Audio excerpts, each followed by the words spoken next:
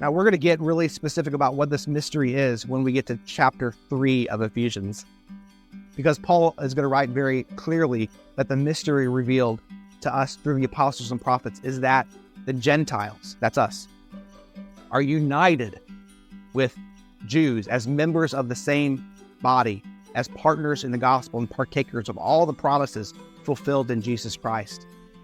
So we're going to talk about that in a few months when we get to Ephesians chapter 3. But for now, Paul gives us just a taste of the mystery of God's will to open our eyes to the massive plan that God has for us and for all things. Look at verse 10.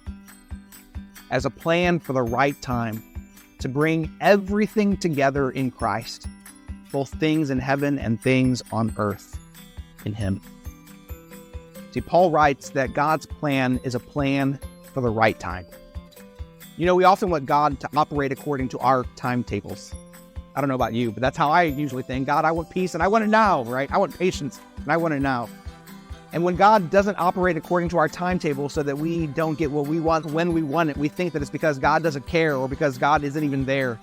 But when we think that way, we put ourselves in the place of God, thinking that we know what's best. The truth is, we don't have all knowledge and wisdom, do we? God does. We don't have an eternal perspective on our temporary lives. God does. And God is always good. And God is always working for the good of those who love Him, who are called according to His purpose. So even when things in our lives don't work out the way that we want them to, or we think that God isn't moving fast enough, we can trust that God's plan is perfect, absolutely perfect, and that He is working His plan out at the right time, the fullness of time, so that in the end we see that everything is perfectly right and perfectly good.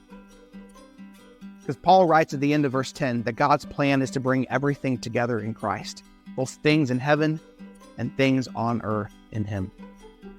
In another place, we read that everything will be brought into subjection under Christ. In other words, everything in all of creation will be in agreement that Christ is King and worthy of all praise, and everything will give Jesus the praise that He's due.